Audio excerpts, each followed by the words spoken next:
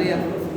इन्होंने क्वेश्चन अभी पूछा है कहीं कि किस केस में सुप्रीम कोर्ट ने कहा था कि मूल अधिकार और नीति निषेधक तत्वों में संतुलन रहना चाहिए। तो हम बता रहे थे, आप लोग नोट किए होंगे, बताया थे कि मिनर्वा मिल्स के बाद में कहा था कि इन दोनों में संतुलन रहना चाहिए। दोनों संविधान के दो पहिए हैं, बताया था कि दोनों में किसी को एक दूसरे को वरीयता नहीं दी जा सकती। दोनों जो है दोनों अपने आप में महत्वपूर्ण है। ये जो पूरे क्वेश्चन में किए थे कि मतलब इसमें भी तक होता मतलब ज़्यादा हाँ वही बताए थे, आप क्लास में नहीं रही हुआ तो नहीं आता है आपको। हम कुछ क्वेश्चन भी आप लोग करा दिया करेंगे, इसीलिए जब पढ़ाते हैं तो जो क्वेश्चन आने लग रहा था बोल देते हैं जो आता है। जैसे अब कुछ छूट ही जाएगा तो आप लोग कुछ इससे प्रॉब्लम हो पूछ लिया करिए। उसे हिस्ट्री क्लास चलती थी इस टाइम ना, तो हमको अभी फ़ोन किए हैं कुछ देर पहले कि आप पढ़ाइएगा। क्या चल रहा था इससे टाइम हो गया था सब।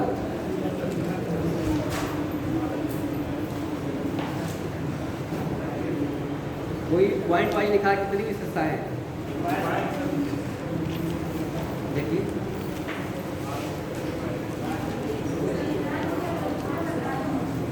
आलोचना होता ना, एक विशेषता में सहकारी समितियां बताया गया था कि नहीं, इसको भी नोट कर लीजिए लास्ट में। सहकारी समितियां, सहकारी समितियां जानता है कोई क्या होती है?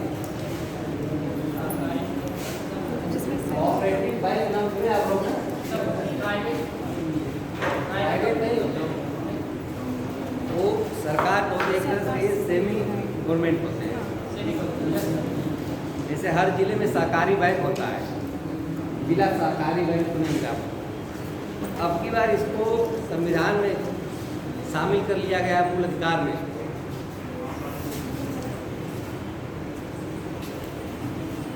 इसको नोट कर लीजिए। सहकारी समितियां 97वें संविधान संशोधन से, ये भी पूछ लेता है कभी कभी कि संविधान संशोधन से सहकारी समिति को संविधान के में शामिल किया गया। 97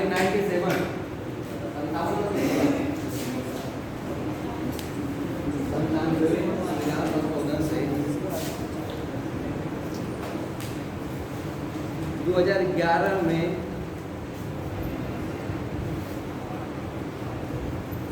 सहकारी समितियों को संवैधानिक दर्जा प्रदान किया गया है।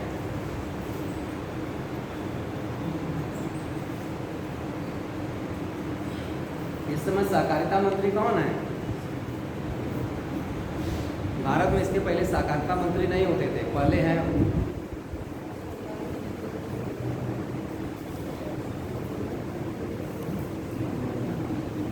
केंद्रीय गृह मंत्री में साथ जो है वो सहकारी मंत्री भी हैं, सहकारिता मंत्री, और पहले सहकारिता मंत्री हैं।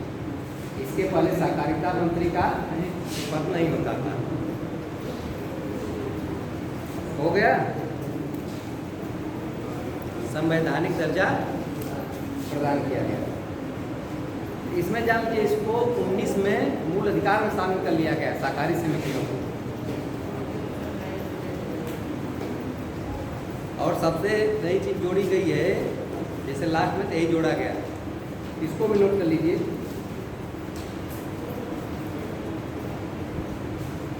सहकारी समिति के गठन करने का अधिकार, सहकारी समिति के गठन करने का अधिकार वो मौलिक अधिकार बना दिया गया।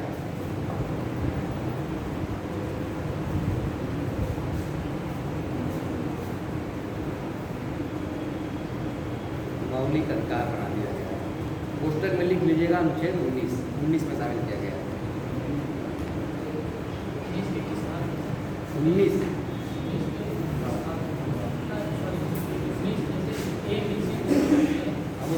1991 किसमें शामिल किया गया देख लीजिएगा। और एक नया अध्याय भी जोड़ा गया।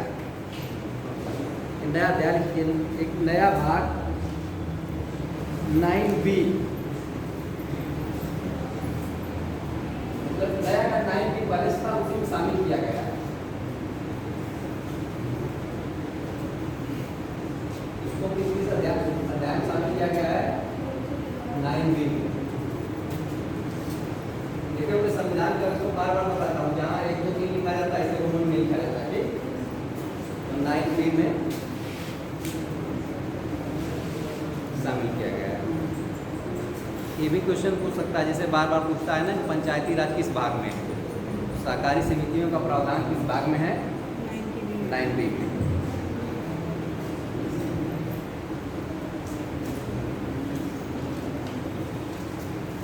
इसका उद्देश्य क्या है? सहकारी समितियों का इसको लोगों तक आर्थिक गतिविधियां का जो है इसका विस्तार हो। ये जो सहकारी बैंक होते हैं हर जिले में हैं, ये बीच में इनकी आर्थिक स्थिति जो थी थोड़ी ठीक नहीं थी, लेकिन इनके लिए गवर्नमेंट ने पैकेज होता है ना, जारी करती है, पैकेज जारी की, इनको संवैधानिक दर्जा प्रदान किया। इससे इनको साख मिली, मतलब पैसा मिला, जिससे फिर से हर जिले में होगा, यहाँ भी होगा सहकारी। और फिर इसके बाद छोटे लेवल पे भी होता है, ब्लॉक स्तर पे, और इसके हर जगह नियुक्ति भी होती है। एक होते हैं सहकारी इंस्पेक्टर, इसीलिए वहाँ से कृषि संबंधी कार्यों के लिए, खेती के लिए, पशुपालन के लिए लोन जो होता है बहुत आसानी से मिल जाता है। जैसे एक तरह से ग्रामीण बैंक होते हैं, उसी तरह से भी है। ये हो गया आपका संविधान की विशेषताएं। इसमें विशेषताओं में और कुछ भी जोड़ा जा सकता है, जितने प्रावधान है उसको अपना जोड़ते जाइए, होता जाएगा। कुछ क्या आपात उपबंध का प्रावधान है, जो भी चीज़ है वो सब विशेषताएं ही है। बहुत ज़्यादा विशेषता लिखना चाहेंगे, जितना पढ़ाना चाहेंगे उतना लिख जाएंगे, लेकिन मेन आप 10-12 याद रखिए। अब इसकी देखते हैं हम लोग आलोचना। संविधान की विशेषता की आलोचना या संविधान की आलोचना, 2-3 पॉइंट है, इसमें सुन लीजिए। अब पॉइंट वाइज नोट करना, उत्तर लीजिए। इसको बहुत से विद्वानों ने क्या कहा? उधार का संविधान है, उधार का संविधान। क्योंकि जो यहाँ पे प्रावधान किए गए हैं वो अधिकतर देशों से लिए गए हैं। जैसे मूल अधिकार अमेरिका से ले लिया गया। और संविधान का सबसे, भारतीय संविधान का मुख्य पार्ट क्या है? सबसे मूल अधिकार ही, उसको अमेरिका के संविधान से लिया गया। नीति निर्देशक तत्व आयरलैंड के। इसी तरह कोई भी हर चीज़ देखेंगे कहीं कहीं संविधान से ली गई है, लेकिन उसको हूबहू शामिल नहीं कर लिया गया, उसको थोड़ा बहुत परिवर्तन किया गया है। जैसे यहाँ की परिस्थितियाँ दूसरी हैं, अमेरिका की परिस्थितियाँ दूसरी हैं, तो यहाँ के उसमें परिवर्तन, ऐसा परिवर्तन किया गया है कि जहाँ सुचारू रूप से शासन व्यवस्था चलाई जा सके। इसके आधार पे इसको कहा जाता है यह उधार का संविधान। जबकि आप लोग इसकी समीक्षा का आ जाएगा, जैसे ऐसे क्वेश्चन आ जाएगा कि भारतीय संविधान की विशेषताएं लिखिए और उसकी समीक्षा करिए, तब आलोचना बताएंगे, लेकिन फिर लास्ट में आप लिखेंगे। ये ऐसा नहीं है कि सब चीज़ें उधार ली गई हैं, ये लिखेंगे कि वहाँ से अच्छाइयों को लिया गया है और उसमें आमूलचूल परिवर्तन किए गए हैं जो हमारे देश के संस्कृति और सभ्यता के अनुसार ठीक से फिट हो जाए। इस चीज़ को ऐसे लिखेंगे। इसमें नोट थोड़ा सा करना, उत्तर लीजिए। एक कोटेशन है डॉक्टर अंबेडकर जी का, और कोटेशन क्या है, इसी पे है कि जो लोग कहते हैं कि उधार का है संविधान, तो इसका बचाव कैसे करते हैं, उसी पे है। लिखिए, डॉक्टर B.R. अम्बेडकर ने संविधान सभा में कहा कि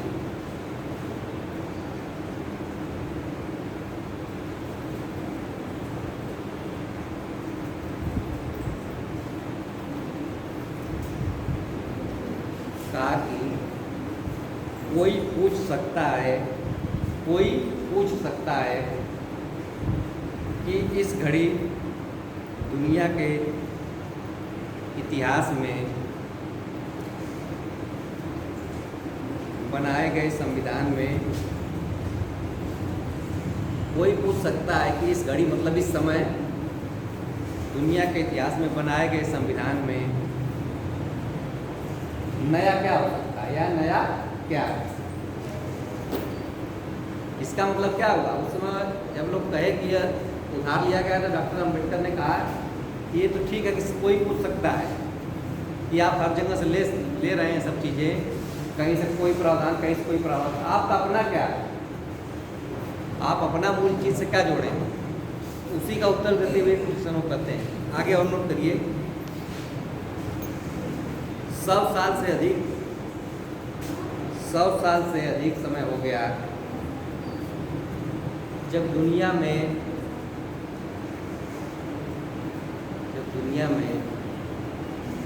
पहला लिखित संविधान बना, पहला लिखित संविधान बना।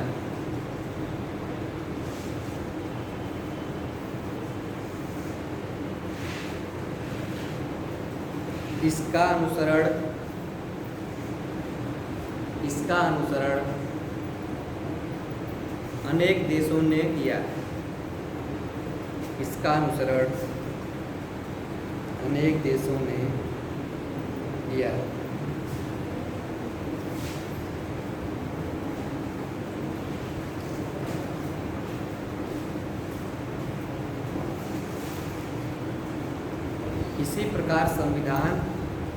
इसी प्रकार ये कोटेशन, ये बहुत बड़ा है, इसको हम 60 में मिल के लिखा रहे हैं, पूरा आधे पेज का इनका है। उसका हम इसी प्रकार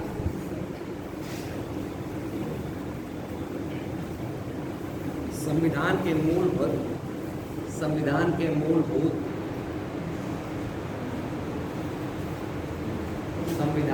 मूलभूत तत्वों की जानकारी, संविधान के मूलभूत तत्वों की जानकारी और मान्यता पूरी दुनिया में है।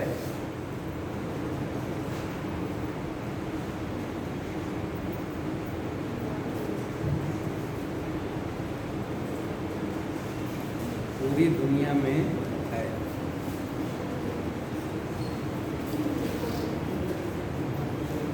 अब इसी में लास्ट में नोट करिए, यह दोषारोपण की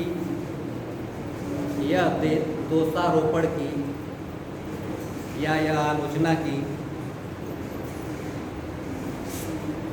यह संविधान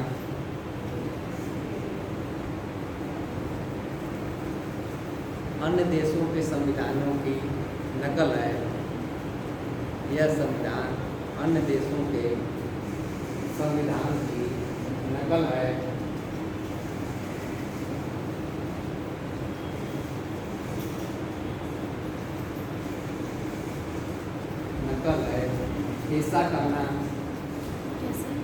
ऐसा कहना उचित नहीं है। ऐसा कहना उचित नहीं। माइक नहीं चल रहा क्या? चलिए मुझे नहीं चल रहा होगा सर,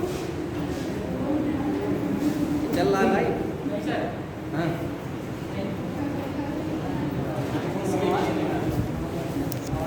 बता रहे थे कि आवाज़, चलिए ठीक है। तो डॉक्टर अम्बेडकर साहब ने इस तथ्य की बचाव किया कि जो भारतीय संविधान है वह सुधार का संविधान नहीं है।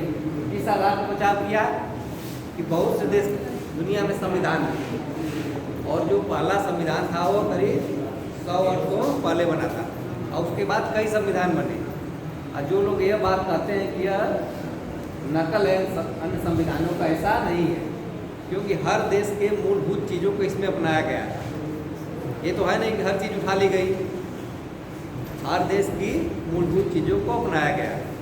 और जो लोग ये कहते हैं वो संविधान का विशिष्ट तौर पे मतलब थारोली अध्ययन नहीं किए। उनका कहना था कि जो लोग इस आलोचना करते हैं कि संविधान जो उधार का पिंडा है करते हैं, वह संविधान का विस्तृत अध्ययन नहीं किए। जैसे मूल अधिकार ये है, तो इसमें बहुत सी चीज़ें हैं। उस समय अमेरिका के संविधान में कोई दूसरी थी, भारत में जिसे अनुच्छेद 21 पढ़ा रहा था मैं ना, तो उसमें बहुत से राइट पढ़ाया ना आपको। ये सब चीज़ें क्या है, उसको इतना ब्रॉड बनाया गया अनुच्छेद 21 को कि बहुत सी चीज़ें शामिल होती जा रही। बताया था शिक्षा का अधिकार, चिकित्सा का अधिकार और नई नई चीज़ें। सुप्रीम कोर्ट को इतना पावर है यहाँ पे कि अनुच्छेद 32 के साथ कोई भी चीज़ उसमें शामिल कर सकता है। लेकिन अमेरिका के संविधान में ऐसा नहीं था। और अमेरिका के संविधान में एक चीज़ और थी कि वहाँ का जो संविधान है बहुत ही कठोर है। वहाँ के संविधान में भी 11 संशोधन ही हुए, 11 या 12। और भारत का संविधान बने कितना दिन हुआ होगा, 70 साल हुआ है लगभग। और यहाँ 105 संविधान संशोधन। तो एकदम ये नहीं कि हूबहू चीज़ों को उठा लिया गया, चीज़ों को शामिल किया गया, अच्छाई को। जैसे कोई बुक आप लेते हैं तो बहुत सी चीज़ें उसमें अच्छी लिखी रहती है, बहुत सी अच्छी नहीं लगती। जो अच्छा रहता है कहते हैं ना, इस बुक में ये वाला पार्ट अच्छा है, तो जो अच्छा है आप पढ़ लेते हैं और छोड़ देते हैं। इसी तरह अगला है इसकी आलोचना का, यह 1900 नोट कर लीजिए, तो पॉइंट नोट करिए बस। 1935 के अधिनियम का कापी है या नकल है। 1935 का अधिनियम अभी अब आगे चलेगा। 1935 का नियम हम लोग पढ़ेंगे, लेकिन इसको जो विशेषता से शुरू करती है नहीं जानते। इसके बाद हम लोग पढ़ेंगे 1919 का अधिनियम, 1935 का अधिनियम, संविधान का विकास पढ़ेंगे। 1935 के अधिनियम की नकल या कापी है। दूसरी आलोचना क्या इसकी होती है, यह 1935 का जो अधिनियम था उसकी कापी, जबकि ऐसा नहीं है। 1935 के अधिनियम पे संविधान आधारित अधिकतर चीज़ें तो हैं, लेकिन उसमें कुछ परिवर्तन किए गए। ठीक, अब अगला पॉइंट है इसका, इसमें भी नोट करा दे कुछ। इसमें कुछ है नहीं, बस यही चीज़ है कि ये संविधान 1935 का नियम, इसका जो बचाव है वो हम नोट करा देते हैं आपको। काफी तो हो गया, इसकी भी नोट करिए। उपरोक्त आलोचना का बचाव करते हुए, उपरोक्त आलोचना का बचाव करते हुए डॉक्टर B.R. अम्बेडकर ने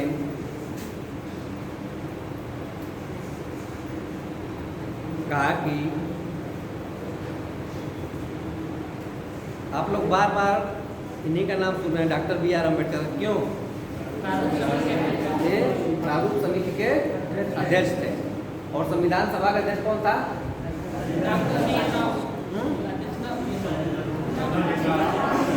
हाँ, B.N. राव पढ़ते। बताइए, डॉक्टर राजेंद्र प्रसाद। आप लोग तो इतना दिन से पढ़ रहे हैं, तो होता क्या है, कोई छोटा बच्चा है या उस तरह के तैयारी नहीं कर रहा, पढ़ लिख नहीं रहा है, वो कह देता है कि संविधान सभा के अध्यक्ष डॉक्टर राजेंद्र प्रसाद थे। वो जैसे आप लोग को जानकारी होना चाहिए ना।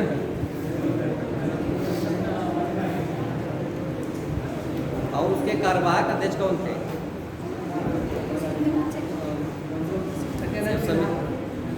सच्चिदानंद सिन्हा।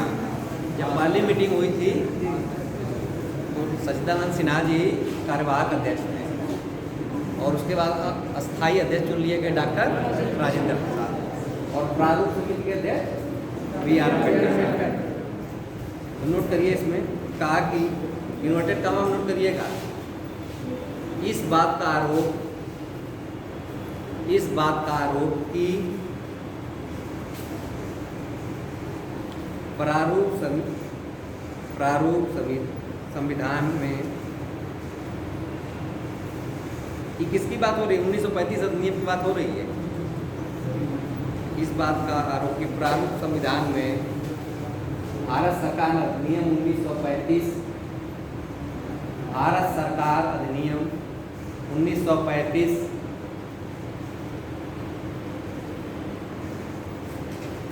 का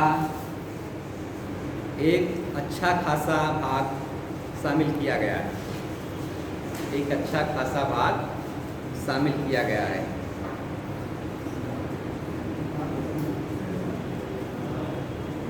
इसमें कोई साहित्यिक चोरी नहीं की गई है। इसमें कोई साहित्यिक चोरी नहीं की गई है। इसमें कोई साहित्यिक चोरी नहीं की गई। साहित्यिक चोरी क्या होती है? जिसे किसी दूसरे की चीज़ आप उठा लें, अपने नाम से छाप लें, या कोई है चीज़ उसकी बुक बना के अपने नाम से बेच दें, तो क्या होता है? साहित्यिक चोरी, जिसको प्लेगरिज्म कहा जाता है। अब इसका कानून बहुत जैसे कड़ा होता जा रहा है। आप PhD करेंगे, चाहे कुछ करेंगे आगे, तो प्लेगरिज्म चेक होता है कि आपने कहीं ऐसा तो कुछ नहीं कि उठा के 4 जगह से कर लिया। अगर किए भी हैं तो उसको बताइए कि हमें ये चीज़ यहाँ से लिए, वही साहित्यिक चोरी होती है। तो इन्होंने क्या कहा कि 1935 का अधिनियम बहु हम नहीं छाप दिए, उसका अच्छा खासा भाग लिए हैं और हमने कोई साहित्यिक चोरी नहीं की, क्योंकि 1935 का अधिनियम भी तो इंडियम बना था। और आगे नोट कर लीजिए थोड़ा सा, इसके लिए मैं क्षमा याचना नहीं करूँगा। उन्होंने कहा कि इसके लिए मैं क्षमा याचना नहीं करूँगा।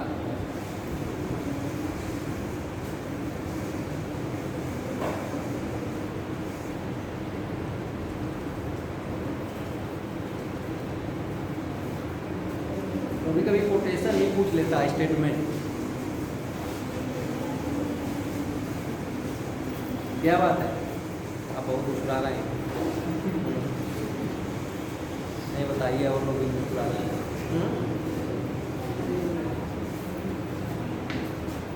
नहीं कोई हंसने की बात हो तो बताइए सब लोग। हाँ, सब लोग सुन लें, थोड़ा थोड़ा मुस्कुरा लें, क्योंकि वैसे ही इतनी गर्मी है और ऐसा टॉपिक चल रहा है, थोड़ा सा खूब हवा ऊपर चला जा रहा है सब। ये एक बार विशेषता बताई जा रही है, एक बार आलोचना बताई जा रही है, फिर उस आलोचना की बचाव किया जा रहा है कि इस आधार पर बचाव किया गया है। एडमिशन है आपका? एडमिशन है आपका? क्लास में बैठा करिए, तो क्लास में देखिए। इससे आपको जैसे कुछ बच्चे आते हैं, आप तो ठीक है घूमने चले आए होंगे, लेकिन यहाँ अधिकतर बच्चे पढ़ने आते हैं। अगर आप भी पढ़ते आए होंगे तो आपके व्यवहार से नहीं लग रहा कि आप पढ़ने आए, क्योंकि मेरा ध्यान बार बार आप पे चला जा रहा है ना, आप अचानक मुस्कुरा रहे हैं। या तो मैं कुछ गलत पढ़ा रहा हूँ तो ये भी बता दीजिए, हो सकता है सब जो निकल जाते हैं कुछ। चलिए आगे नोट करिए अगला पॉइंट, गैर भारतीय अथवा भारतीय विरोधी। इस संविधान को बहुत लोगों ने कहा यह संविधान जो है गैर भारतीय और गैर भारतीय है, कि भारत का नहीं है। आगे लिख लीजिए ना, अथवा भारत विरोधी। जैसे कहा जाता है ना, गैर किसी चीज़ के आगे लग गई तो वह चीज़ नहीं होती है। गैर भारतीय अथवा भारत विरोधी। ऐसा क्यों मानते थे कि सब चीज़ें जो है दूसरे देशों से ली जा रही हैं, जो मूल प्रावधान है दूसरे देशों से लिया जा रहा है। इस संविधान में भारत का क्या है? जो आलोचक थे यही करे कि मूल अधिकार अमेरिका से ले लिए, आपात उपबंध कहाँ से लिए थे? जर्मनी से। जहाँ जहाँ से हर चीज़ मूल चीज़ है आप ले रहे हैं। समवर्ती सूची है तो उसको कहीं से और ले रहे हैं। अपना क्या है? यह भारतीय नहीं है, यह भारतीय विरोधी है। जबकि ऐसा नहीं था। मैं बताया पहले भी ना, इसको सब चीज़ों को लिया गया, लेकिन उसको फिर अपने अनुसार ढाला गया। ऐसा कानून बनाया गया कि जो भारतीयों को अनुसार और भारतीयों की संस्कृति सभ्यता के अनुसार। देखिए यार, कोई भी कानून बनता है तो उसका विरोध होता है। कोई भी कानून बने, क्यों विरोध होता है? क्योंकि यहाँ की जो भौगोलिक स्थिति है उस पर सब कानून एकदम नहीं लागू हो सकते। और धार्मिक सांस्कृतिक जो है बहुत विविधता है यहाँ। भौगोलिक स्थिति भी यहाँ की समान नहीं रहती है। इस समय देख रहे हैं कहीं बहुत गर्मी पड़ रही है और कहीं बहुत बाढ़ आई है। जैसे NAP लागू किया गया तो इसका भी कुछ जगह बहुत विरोध किया गया। NAP में लगभग पढ़ाई साल भर होती है, बीच बीच में 2-2 बार एग्जाम होना है। जैसे जम्मू कश्मीर के जो हैं एरिया बर्फीले, हिमाचल प्रदेश, वहाँ तो साल भर पढ़ाई आप कर नहीं सकते, 6 महीना वो ढके रहते हैं बर्फ से। इसीलिए कानून कोई लागू किया जाता है तो उसके पहले अध्ययन किया जाता है कि कैसे इसको लागू किया जाए कि सभी लोग, अधिकतम लोग, किसी कानून से सब लोग खुश नहीं हो सकते, लेकिन उसको अधिकतम लोगों का एक किया जाता है कि उसमें उनकी जो भावनाएं हैं और जो ज़रूरतें हैं वो उनसे पूरी। कोई भी कानून लागू होता है तो कहीं विरोध होगा। GST लागू किया गया, उसका व्यापारियों ने खूब विरोध किया ना। कोई भी कानून, अब मान लीजिए कई कानून हैं जिसमें धार्मिक आधार पे, जाति के आधार पर भेदभाव का, वहाँ तो विरोध हो ही जाएगा। लेकिन जहाँ ऐसी कोई चीज़ नहीं, वहाँ भी विरोध हो जाता है। अभी देखे होंगे साल भर पहले GST का जब खूब छापामारी चल रही थी, दुकानें बंद हो जाती। और जब कानून बन रहा था तब भी बहुत व्यापारियों ने विरोध किया था। किसी को, सबको खुश नहीं किया जा सकता। ये हो गया गैर भारतीय या भारत विरोधी, जबकि ऐसा नहीं है। अगला वो कर लीजिए, नोट करिए। गांधीवाद या गांधी के विचारों से दूर या उनसे उनका विरोधी संविधान। कई लोगों ने कहा कि गांधीवाद का जो विचार है, गांधी जी का जो विचार, गांधीवाद किसे कहा जाता है?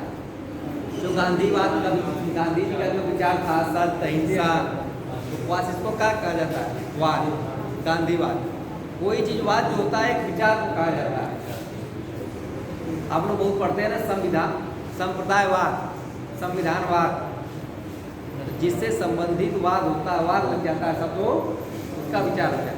जातिवाद, लोग कहते हैं ना बड़े जातिवादी हैं, संप्रदायवादी हैं, राष्ट्रवादी हैं। तो राष्ट्रवादी क्या मतलब? जो राष्ट्र के प्रति जिसका प्रेम हो वह राष्ट्रवादी है। संप्रदायवादी जिसका अपने संप्रदाय के प्रति प्रेम हो या उसका स्वार्थ हो।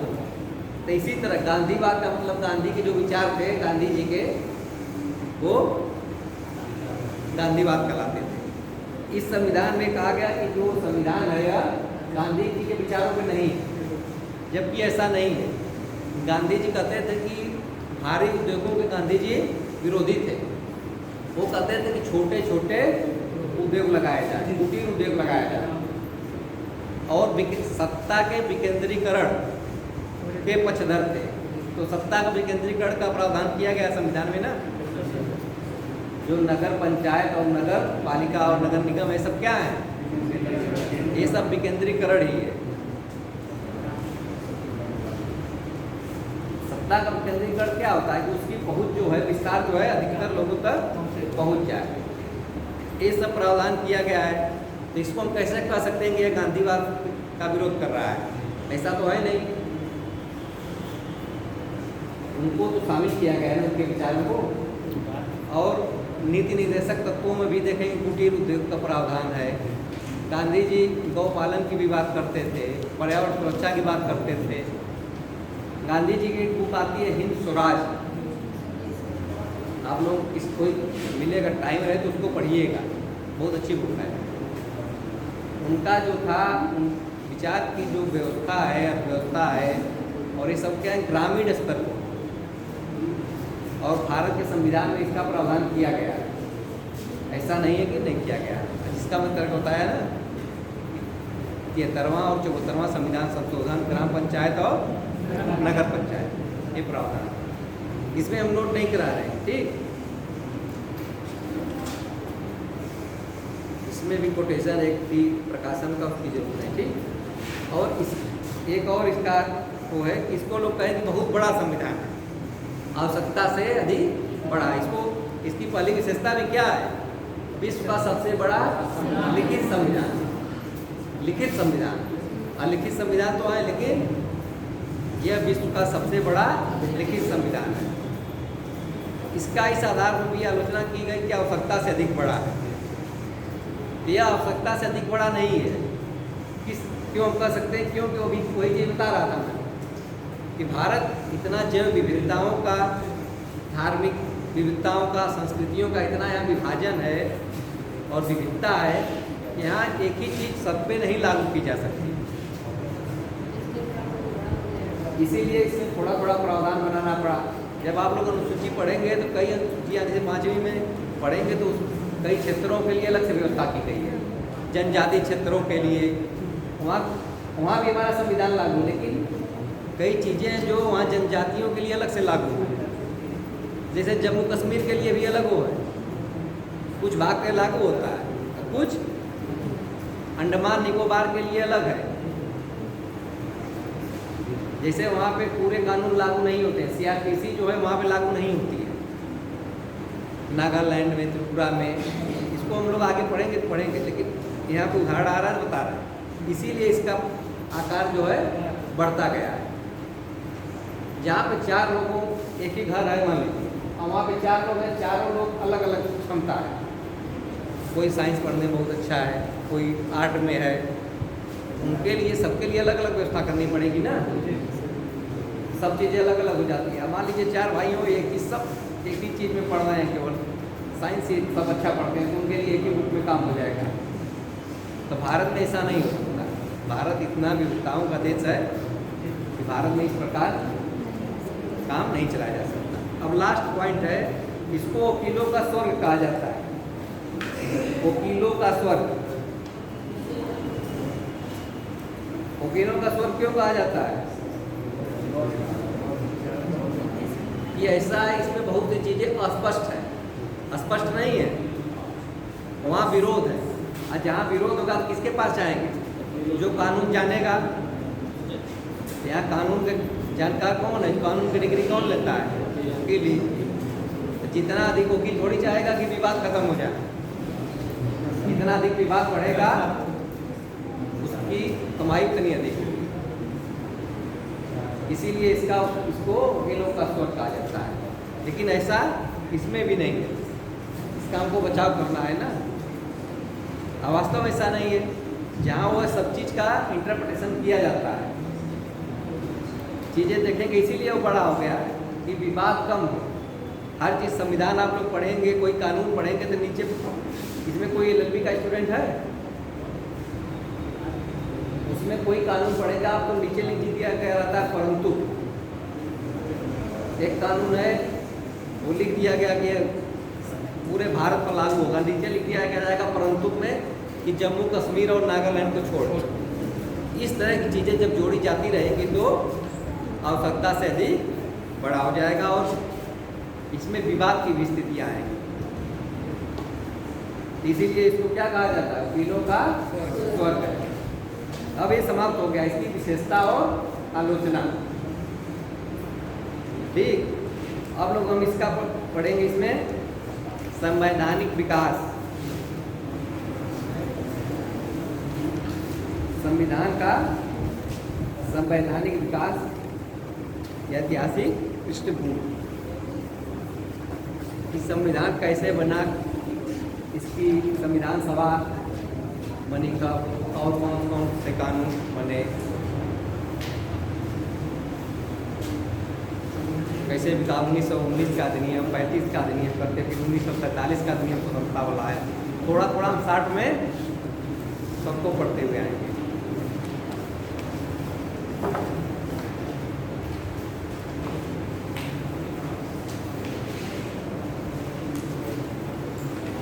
आप लोग को मैं पहले क्लास में बताया था ना,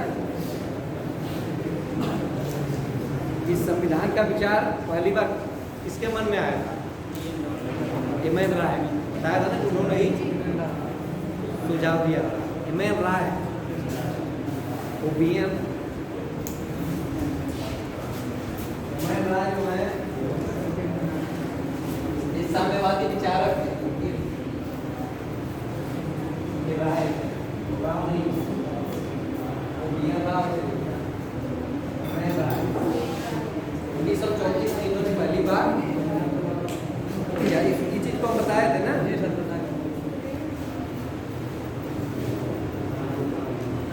हम लोग संविधान पढ़ेंगे। संविधान है क्या? जैसे संविधान आप लोग पढ़ रहे हैं उसकी विशेषता भी हम लोग पढ़ रहे हैं, लेकिन पहले क्लास में वो आ गया था कि उसी के अनुसार करना है तो हम विशेषता पढ़ाने लगे। संविधान क्या है? संविधान क्या परिभाषा है?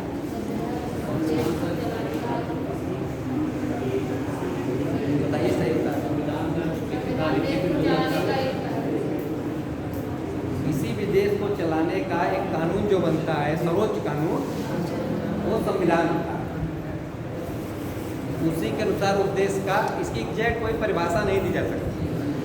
जितने लेखक हैं सब अपने ढंग से देते हैं, लेकिन सबको मिला किसी भी देश को चलाने के लिए जो नियम कानून बनते हैं सर्वोच्च, जिससे वहाँ के प्रशासनिक ढांचा को चलाया जाए, प्रशासन किया जाए, वह संविधान होता है। और जितने कानून होंगे सब किसके अनुसार बनेंगे? संविधान के अनुसार। और जो कानून संविधान के अनुसार नहीं बनेंगे वो अवैध हो जाएंगे। अनुच्छेद 13 बता रहा था, मैंने बताया था ना।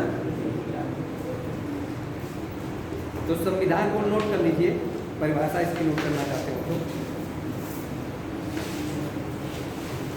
संविधान, संविधान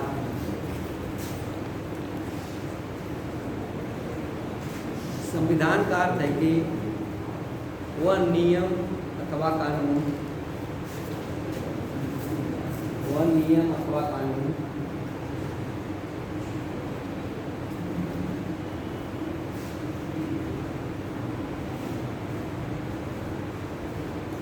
जिससे देश की नीतियों और सिद्धांतों का, जिसमें लिखेगा देश की नीतियों और सिद्धांतों का संग्रह होता है,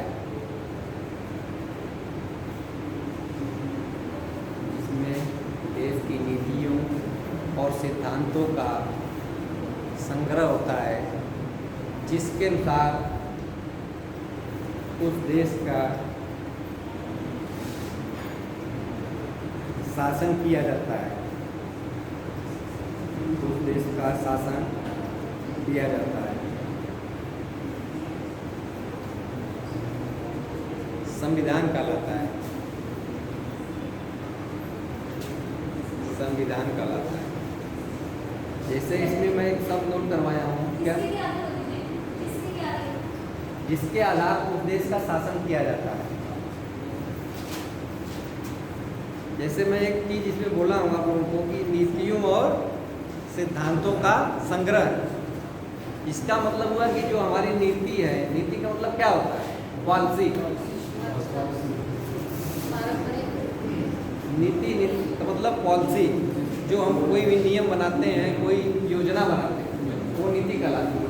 वो सब कहाँ सम्मिलित की गई? सब संविधान में। जितने भी हमारे यहाँ कानून बनते हैं वो किससे शामिल होते हैं? संविधान से। और ये सब कहाँ अधिकतर शामिल है? नीति निर्देशक तत्वों में। और सिद्धांत, सिद्धांत क्या होता है कि किसी भी चीज़ को, जिस चीज़ की आप एक विचारधारा होती है, उसके पक्षधर हो या ना हो, वो विचारधारा होती है ना, कहाँ है? हमारे संविधान में। जैसे भारत एक कैसा देश है? पंथ निरपेक्ष देश है, धर्म निरपेक्ष देश है। भारत एक धर्मनिरपेक्ष देश है। तो इसका मतलब भारत कैसा है? सैद्धांतिक रूप से पंथ निरपेक्ष है। इसकी उद्देश्य हम लोग पढ़ेंगे आगे तो मिलेगा। जैसे यहाँ बताने के लिए कि ये सब क्यों जोड़ा गया है। पंथ निरपेक्ष का मतलब बताए थे आप लोग को ना, सभी धर्मों का समान रूप से आदर किया जाता है। किसी धर्म को बढ़ावा देने के लिए काम नहीं किया जाता, न किसी धर्म को नीचा दिखाया जाता है। सभी धर्मों का समान रूप से आदर किया जाए और समान रूप से माना जाए, वह पंथ निरपेक्ष होता है। देखिए कई बुक में आप लोग पढ़ेंगे इसके संवैधानिक विकास को। कई बुकों में 2 भागों में बांटा गया है। जैसे कई को मिला के 1 कर दिया गया, और कई बुक में 4-5 भागों में बांटा गया।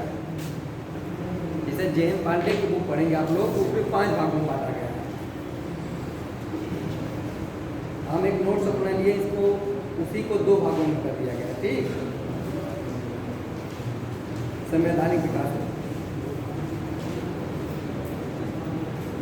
इसको नोट कर लीजिए।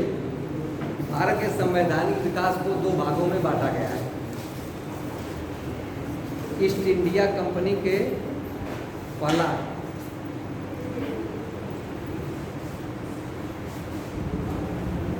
ईस्ट इंडिया कंपनी के शासन के अंतर्गत और ब्रिटेन शासन के अंतर्गत।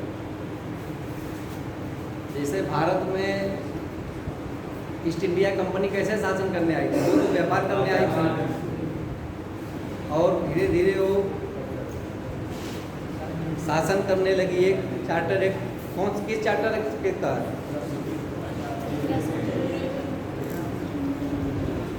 1833 का, देखेंगे बताते हैं किसके अंतर्गत। 1600 में ईस्ट इंडिया कंपनी इंडिया में आई थी। किसी किसी बुक में आप लोगों को 1598 में मिलेगा, लेकिन जो अधिकतर मिलेगा 1600। ईस्ट इंडिया कंपनी ही है, और नहीं, वो दो हम बता रहे हैं। ये तो हम दो भागों में बांटा गया था, इसमें क्या लिखी है? ईस्ट इंडिया कंपनी के अंतर्गत हो गया। दूसरा बता रहे, तो हम इसमें बताने लगे हैं। ईस्ट इंडिया कंपनी 1600 में आई थी, तो उसके बाद वो आई थी व्यापार करने, लेकिन धीरे धीरे वो यहाँ पर शासन करने लगी। कई एक्ट आया, फिर रेगुलेटिंग एक्ट लाई, कई फिर रानी के माध्यम से वो जिसको क्राउन कहा जाता था, विक्टोरिया चार्टर भी कई आया। फिर जब बाद में ब्रिटेन सरकार के अधीन हो गया, तो दूसरा लिखिए ब्रिटेन सरकार के शासन के अंदर। पहले ईस्ट इंडिया कंपनी के तहत था, बाद में ब्रिटेन सरकार के अंतर्गत। हम दोनों का भी आपको नोट कराते हैं कि दोनों में कौन कौन थे।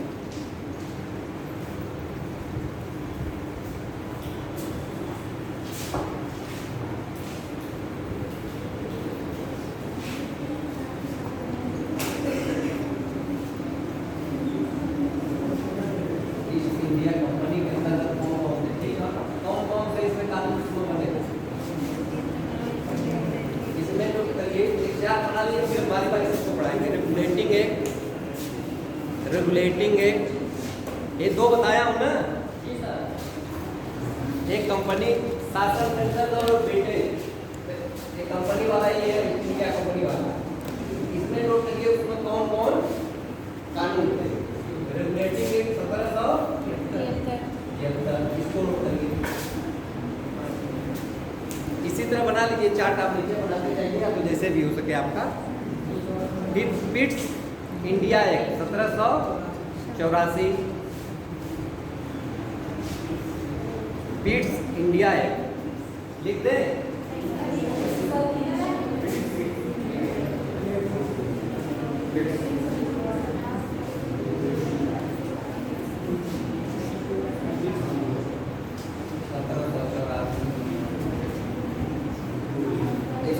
आगे हल्का हल्का करेंगे चर्चा इस पे। Charter act 1793, 1793,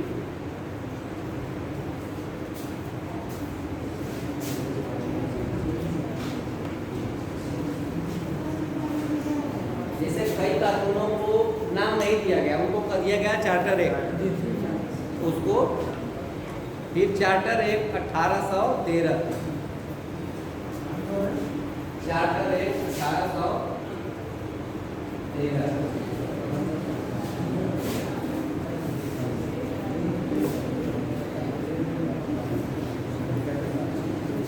charter act 1813, charter act 1833, जिस 1833, चार्टर एक्ट 1853, 1853।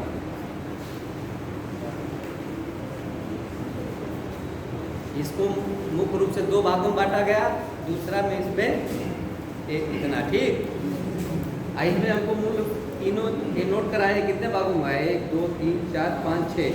तो इसमें हमको 3 अच्छे से पढ़ना है, रेगुलेटिंग एक्ट, चार्टर एक्ट 1833 और 53। हाँ वो तो सब पढ़ाया जाएगा। चार्टर जैसे कानून जो उस समय किया जाता था चार्टर नाम से, जैसे कुछ कानूनों का नाम दे दिया जा रहा है उसी को चार्टर कर दिया जाता था। कानून का नाम न देके चार्टर है। हाँ इस समय वर्तमान में चार्टर क्या होता है कि जो अंतर्राष्ट्रीय कानून होते हैं उसके जो कानून बनते हैं उसको चार्टर कहा जाता है।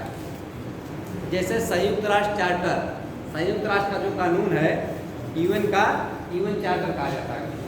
और जैसे भारत का कानून है क्या हो जाता है, वो अधिनियम हो जाता है। जैसे आईपीसी, भारतीय दंड संहिता या भारतीय दंड अधिनियम इस समय, और उस समय चार्टर कर दिया जाता था उसको। वर्तमान में यही है कि चार्टर जो अंतर्राष्ट्रीय कानून है और जो मूल कानून है वो चार्टर है, और किसी देश का जो कानून है वो अधिनियम। अब इसमें नोट करिए ब्रिटिश क्राउन के अंतर्गत किन कानूनों का अध्ययन किया जाएगा, किन भागों में बांटा गया था। ये 1773 से 1853 तक था। अब इसमें नोट करिए 1858 से 1947, 1853 से 1947 तक। वाला नोट करिए government of India act 1858, government of India act 1858। ऐसे बना लीजिए कि ब्रिटेन के अंतर्गत, ब्रिटेन वाला कब का था, 1858 का। क्या नाम था, government of India act, government of India act 1858। Indian council act 1861, Indian council act.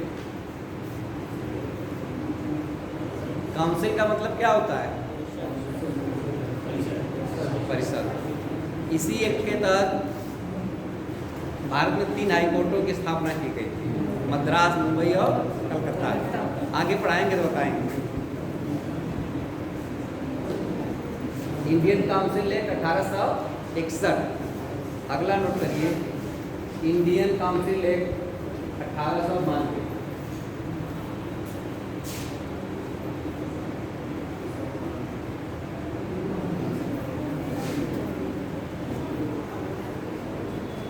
Indian council act 1892। Bharat परिषद अधिनियम 1909, भारत परिषद अधिनियम।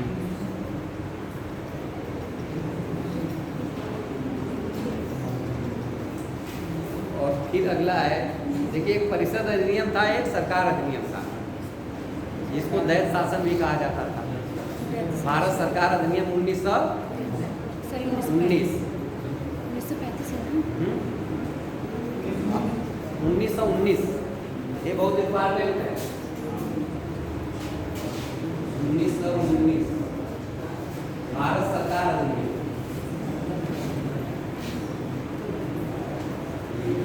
जैसे कि इस अधिनियम से एक क्वेश्चन बार बार पूछता है कि लोक सेवा आयोग का गठन जो है किस अधिनियम से लिया गया था, संविधान में। इसी अधिनियम से, भारत सरकार अधिनियम 1919 से। एक क्वेश्चन बार बार पूछता है, कोई एग्जाम हो साल 2 साल के अंतर पे पूछता रहता है। इसको हम लोग आगे पढ़ेंगे। और अगला नोट करिए भारत सरकार अधिनियम 1935। 1935 इसी के बारे में बात कर रहे थे कि इसी का अधिकांश भाग जो है वो संविधान है। जैसे ऐसे बात क्या पढ़ेंगे, चार्ट बनाएंगे, एक बार आपको पढ़ने में भी, जब पढ़ रहे हैं तो रिवाइज करने में भी, और आपके दिमाग में खाका बन जाएगा। और ऐसे एकदम रट रट के पढ़ते रहेंगे, याद करके तो भूल जाएगा। हम लोग तो भूल जाते हैं। अभी आप लोगों ने पूछा था, हम कुछ कहे नहीं, हमको याद नहीं है अभी।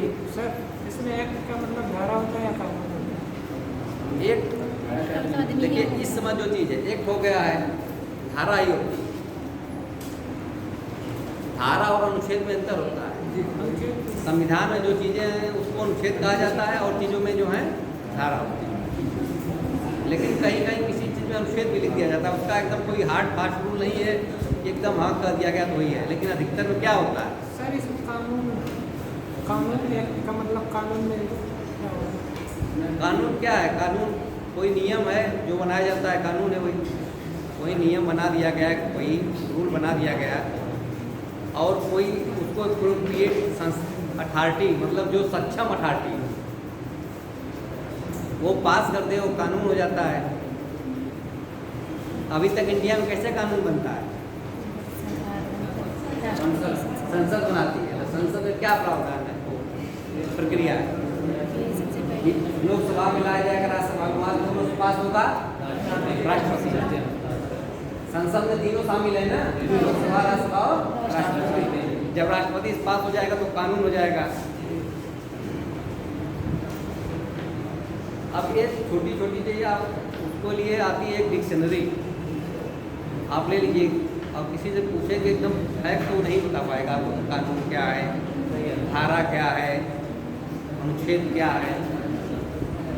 ठीक आती है उसकी एक ब्लॉक डिक्शनरी आती है, उसकी जरूरत नहीं है आपको। अभी अपना जो पढ़ रहे हो पढ़िए। अब कोई चीज़ आप नेट से भी रिसर्च कर सकती हैं। उसके लिए क्या, इनको जैसे पूछ रहे हैं कि जैसे बहुत डीपली अगर पढ़ना है तो उसको लीजिए। अगर आप लोग तैयारी करनी है तो जितना ज़रूरत है उतना पढ़िए।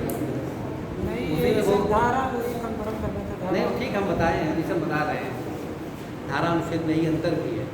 ये कई बार पूछ लिया जाता है, वाइवा में आप लोग जाएंगे सबसे नहीं पूछ लिया जाएगा, जैसे उस तरह का एग्जाम रहे। जो लड़का लॉ किया उससे धारा अनुच्छेद पूछा जाएगा, धारा ना, और क्या धारा जाने। हम मिशन तैयारी कर रहे हैं किसी एग्जाम में, उसे भी पूछ लिया सकता है। लेकिन अब छोटे लेवल में जो एग्जाम होते हैं, पुलिस के, SSC के, इसमें नहीं पूछा जाएगा। और मूल प्रावधान में जो होता है उसमें अनुच्छेद होता है आर्टिकल, और जो कानून उससे बनते हैं उसमें धारा या सेक्शन कानून के अंतर्गत ही आता है। हाँ, जैसे किसी चीज़ को बांट दिया गया है तो वो ये कानून है ना 1919, इसमें बहुत सी चीज़ों को अनुच्छेद में बांट दिया गया है। जैसे इंडियन IPC है तो क्या कहानी तो लिख नहीं दी जाएगी, उसको कई अध्याय में बांटा गया है, कई धारा में बांटा गया है। उसी चीज़ों को जो बांटा जाता है धारा नाम दे दिया गया है। क्या नोट करा रहे थे? भारत सरकार अधिनियम 1935 हो गया ना, कि अगस्त प्रस्ताव 1942, अगस्त प्रस्ताव।